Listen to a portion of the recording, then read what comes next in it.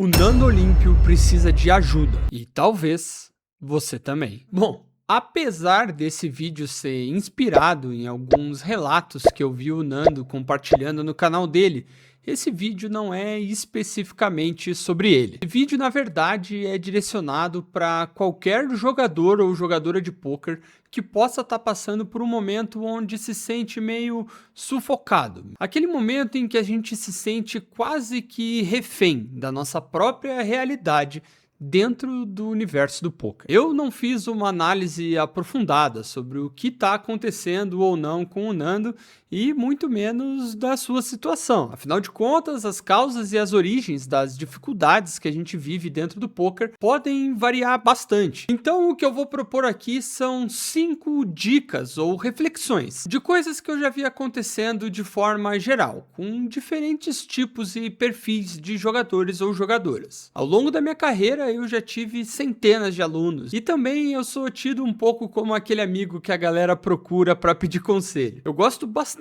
de pensar a nossa profissão de uma forma bem estruturada. Então, eu tento não analisar os problemas, as situações, as estruturas só na superfície. Eu gosto de me aprofundar mesmo. E vários dos problemas que eu vejo serem construídos, tanto na carreira de outros jogadores quanto na minha própria carreira, passam por algumas situações muito parecidas. Baseado nisso tudo, vamos ver aqui então 5 reflexões que podem te ajudar a mudar a sua situação atual ruim no poker. Número 1, sustentabilidade. Absolutamente todo plano que um jogador de poker abraça precisa ser sustentável. Com isso, eu quero dizer que viver de poker jamais deve contar com coisas que vão ser resolvidas no curto prazo. Sim, existem coisas que acontecem e resolvem muitas coisas no curtíssimo prazo. E isso é importante, você tem que se expor a esse tipo de situação. Mas é o longo prazo que vai fazer você de fato se manter. A exposição ao risco como jogador ou jogadora de pôquer é inevitável. Por isso ela precisa ser de forma muito inteligente, calculada. E acima de tudo, sustentável. Grandes ações, grandes viradas, grandes comebacks, nada disso é o que a gente tem que estar procurando. O que realmente constrói e solidifica uma carreira de um jogador ou jogadora de pôquer é planejamento, paciência e consistência. Então, se hoje em dia você percebe que o impacto de um grind, ou pior ainda, de um torneio em específico, é grande demais na sua estrutura ou no seu planejamento atual, esse é um dos maiores sinais de alerta de que você está seguindo um caminho ruim. A palavra que você tem que buscar é sustentabilidade. Ponto 2. Entenda qual é o seu trabalho. Eu sei que todo mundo aqui vive cada um a sua trajetória. Eu recebo mensagem de gente que é profissional de pôquer há mais de 10 anos, ao mesmo tempo que eu tenho conversado muito com gente que começou a jogar pôquer há menos de um mês. E isso é o que faz a Burricolândia tão especial. Obrigado a todo mundo que está participando.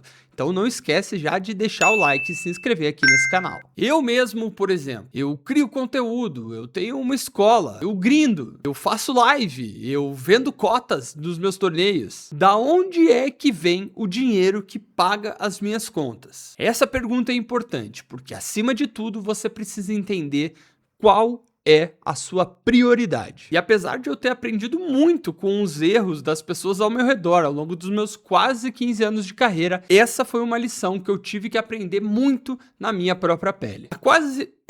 Há quase 3 anos atrás, eu tomei uma decisão que mudou completamente a minha vida. Eu decidi começar a criar conteúdo. E dessa loucura que a gente estava fazendo, nasceu a Burricolândia. Eu, o burro e vocês, burricos e burricas, construímos tudo isso. E dessa loucura maior ainda, nasceu o CTB, o Centro de Treinamento Burricolândia, a nossa comunidade e escola de pôquer, para a qual eu me dedico todos os dias de forma bem intensa. O CTB hoje é uma das maiores e principais comunidades de pôquer do país. Eu não consigo imaginar a minha vida sem tudo isso. Me trouxe muito aprendizado, novas pessoas, conexões, histórias, experiências.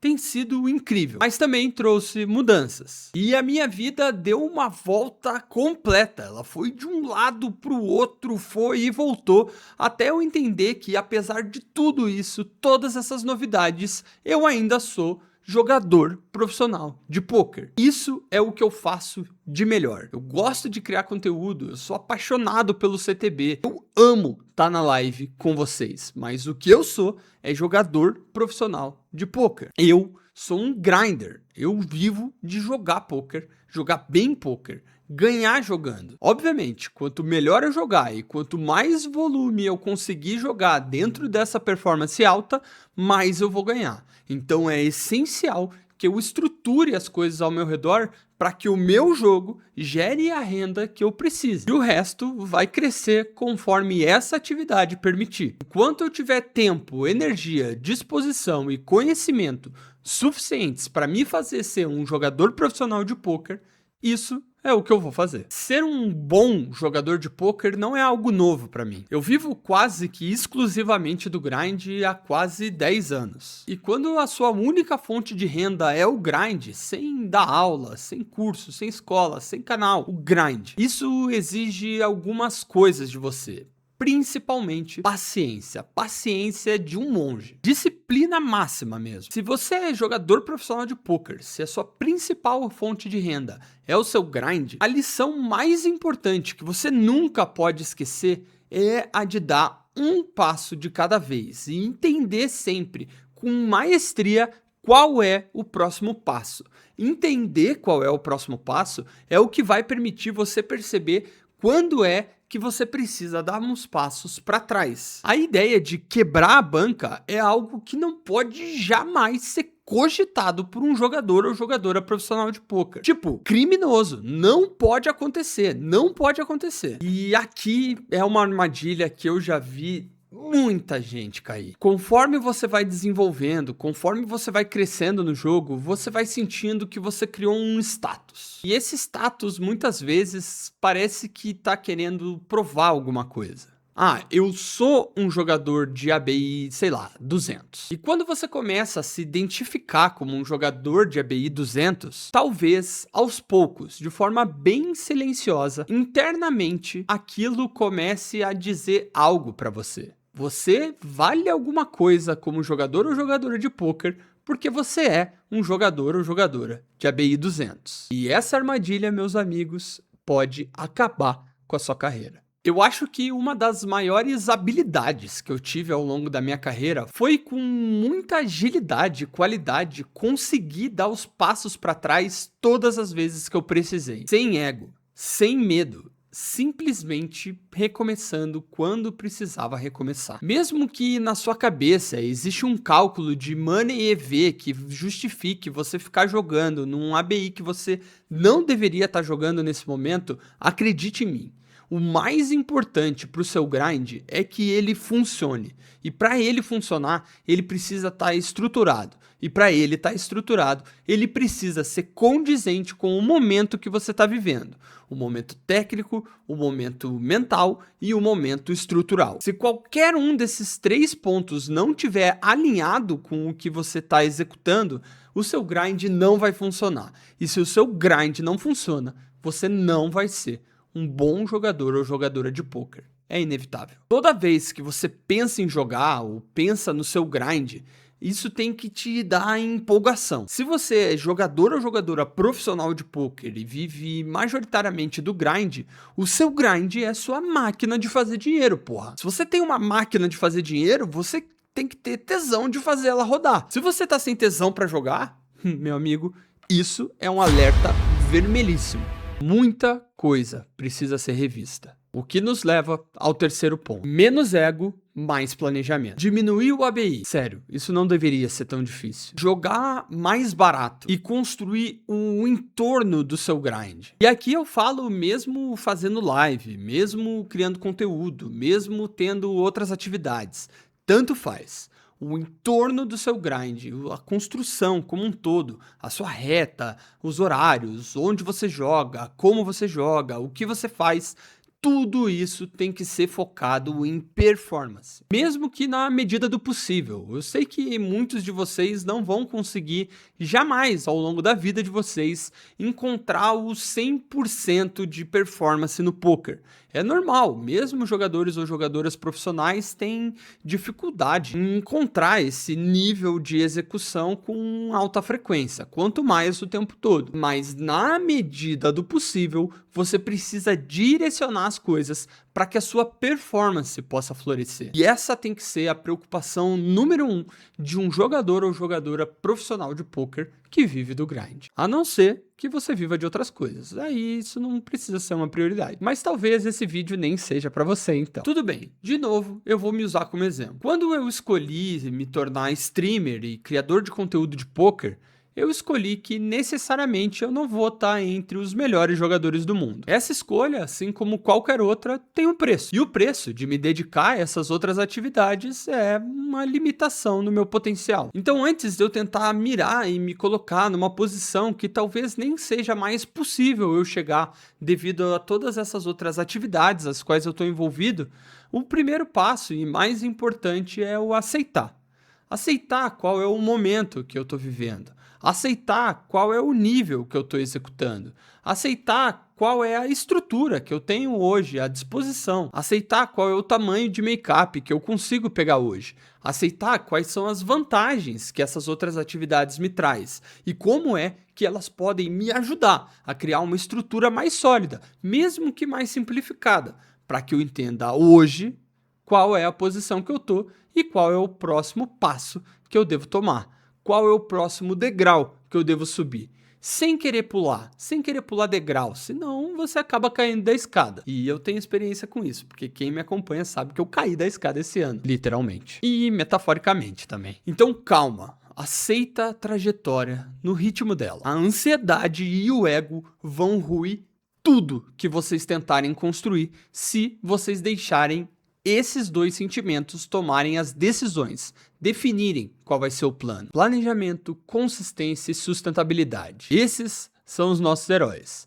Ansiedade e ego podem ser os nossos vilões. O quarto ponto, e esse já é bem específico para pessoas que estão grindando e trabalhando com conteúdo, mas que é algo que eu acho que pode ajudar bastante gente a mudar um pouco a percepção, é menos markup, mais rakeback. Como eu falei, é importante identificar dentro das atividades que você está fazendo quais delas podem ser mais vantajosas para você e te ajudar a construir uma estrutura mais sólida como jogador profissional de poker. Nem tudo é só desvantagem. E na minha opinião, dentre as oportunidades que têm surgido hoje, uma das principais oportunidades é, dentro do maior site de poker hoje, que é a GG Poker, você poder se cadastrar como criador de conteúdo e ter acesso a 100% de rakeback. Pelo menos se você estiver fazendo live enquanto joga esses torneios. Óbvio, jogar em outros sites é importante. E dentro da construção de grade da maioria de vocês, em muitos casos vai ser até essencial. Mas essa vantagem de ter 100% de rakeback em um site que oferece uma grade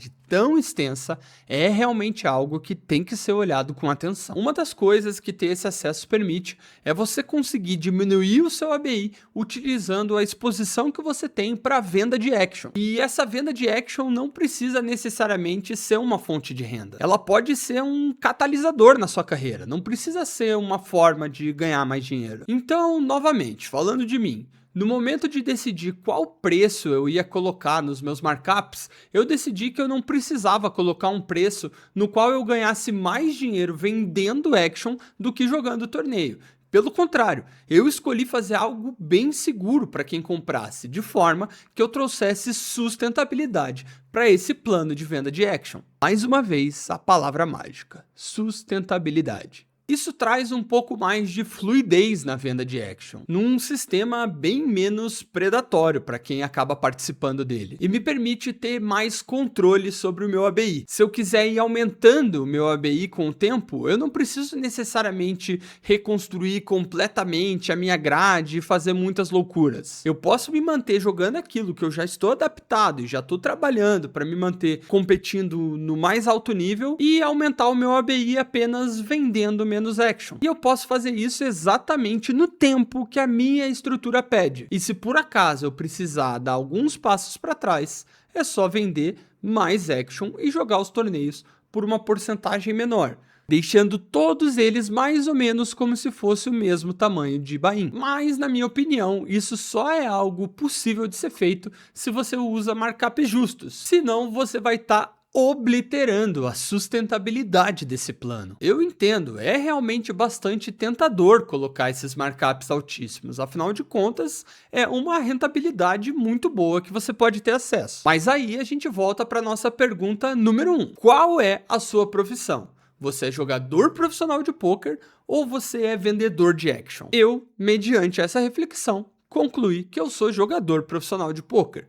Então, não vai ser através desse meio que eu vou tentar ganhar mais dinheiro. Isso, obviamente, não é um juízo de valor, é apenas uma decisão profissional. Eu, particularmente, acho mais inteligente e sustentável flexibilizar mais e focar na construção ao longo do dia a dia. E eu imagino que você que chegou até aqui é porque provavelmente está passando por algumas dificuldades. E a sua cabeça deve estar explodindo de tanta informação. E é por isso que eu acho a quinta e última reflexão a mais importante. Lidar com tudo isso é realmente muito difícil.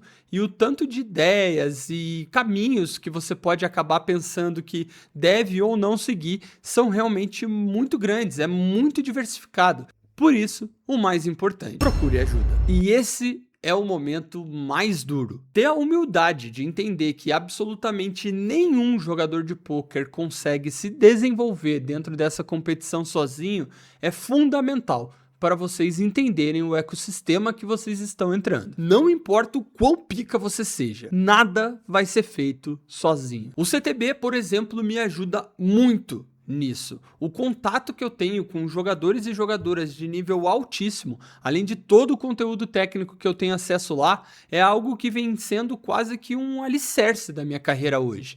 Não só pelo conteúdo técnico, não só pelas pessoas, mas por toda a construção que isso traz no dia a dia. Toda essa estrutura me ajuda muito. E, obviamente, você não encontra isso só no CTB. E, dependendo das suas demandas, você vai precisar até de mais do que isso. Por isso, eu sempre acho válido considerar entrar para um time, principalmente nesses momentos mais difíceis. Então, a gestão de BR continua mesmo procurando um time. A necessidade de você estudar de forma intensa continua mesmo entrando para o time. O que muda é as conexões e o apoio que você pode encontrar. Coisas as quais podem mudar da água para o vinho o seu dia a dia, potencializando ainda mais todas as reflexões anteriores que a gente teve.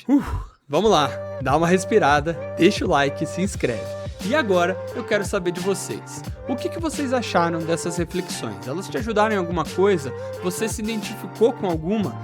Fiquem à vontade para dividir um pouco do momento de vocês, a trajetória, e a gente continua essa troca de ideia nos comentários. Eu sou o Anão19. Essas foram as 5 reflexões para tentar ajudar vocês a lidar com as situações difíceis do nosso trabalho, e a gente se vê no próximo vídeo.